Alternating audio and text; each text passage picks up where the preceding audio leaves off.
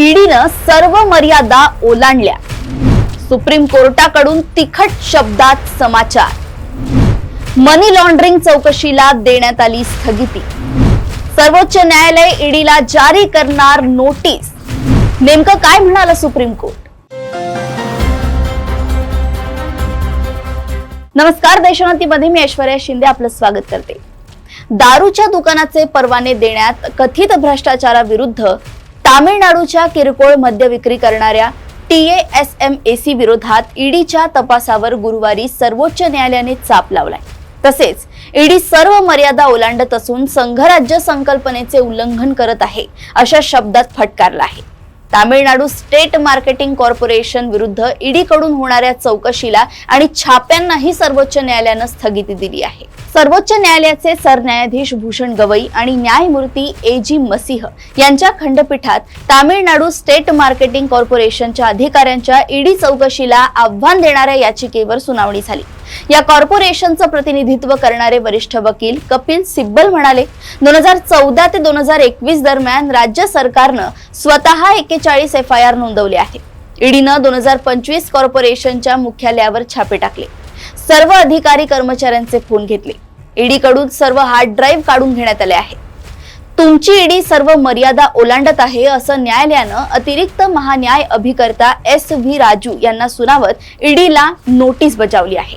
तामिळनाडू पणन महामंडळावर घातलेल्या छाप्यांवरही न्यायालयानं प्रश्नचिन्ह उपस्थित केले आहे.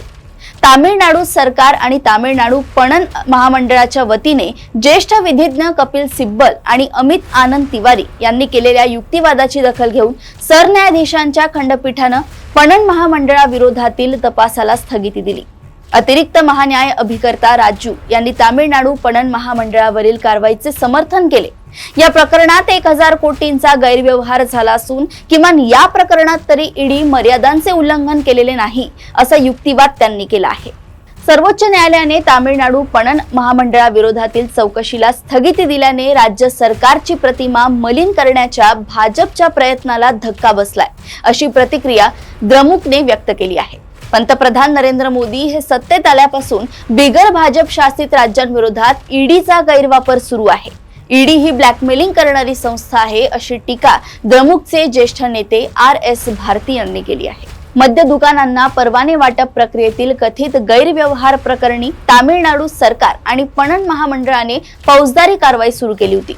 2014 पासून मद्य परवाने वाटपात झालेल्या गैरव्यवहारांप्रकरणी 41 गुन्हे दाखल करण्यात आले असताना आता ईडीने या प्रकरणात हस्तक्षेप करून पणन महामंडळावर छापे घातले असं कपिल सिब्बल यांनी न्यायालयाच्या निदर्शनास आणले. त्यावर तुम्ही सरकारच्याच पणन महामंडळावर छापे कसे घालू शकता असा प्रश्न न्यायालयानं विचारला. याआधी मद्रास उच्च न्यायालयाने 23 एप्रिल रोजी ईडीची कारवाई वैध ठरवली होती. मात्र घटनात्मक अधिकार आणि संघराज्य रचनेचे गंभीर उल्लंघन होत असल्याचा आरोप करत तामिळनाडू सरकार आणि पणन महामंडळाने त्यास सर्वोच्च न्यायालयात आव्हान दिले. ईडीने 6 ते 8 मार्च दरम्यान घातलेले 60 तासांचे छापे आणि साहित्य जप्त करण्याच्या कृत्याच्या वैधतेवर याचिकेत प्रश्नचिन्ह उपस्थित करण्यात आले आहे. ईडी कडून टाकण्यात आलेले छापे म्हणजे त्यांचा अधिकारांचा गैरवापर असल्याचा आरोप तामिळनाडू सरकार आणि कॉर्पोरेशननं सर्वोच्च न्यायालयाच्या याचिकेतून केला आहे. यापूर्वी तामिळनाडू सरकारनं मद्रास उच्च न्यायालयात याचिका दाखल करत ईडीचे छापे बेकायदेशीर असल्याचं म्हटलं होतं. मात्र न्यायालयानं सुनावणीस नकार दिल्यानंतर तामिळनाडू सरकारनं सर्वोच्च न्यायालयात धाव घेतली. एखाद्या कॉर्पोरेशन विरोधात गुन्हा कसा ठरतो? ईडी व्यक्तींविरुद्ध तक्रार दाखल करू शकते, पण मग कॉर्पोरेशन विरोधात फौजदारी खटला दाखल करता येतो का असे प्रश्न सरन्यायाधीशांनी ईडीच्या वकिलांना विचारले आहे. यावेळी खंडपीठानं कॉर्पोरेशन दाखल केलेल्या याचिकेवर नोटीस जारी करण्याचा निर्णय घेतलाय. ईडीला या प्रकरणात उत्तर दाखल करण्याचे निर्देश दिले गेले आहेत.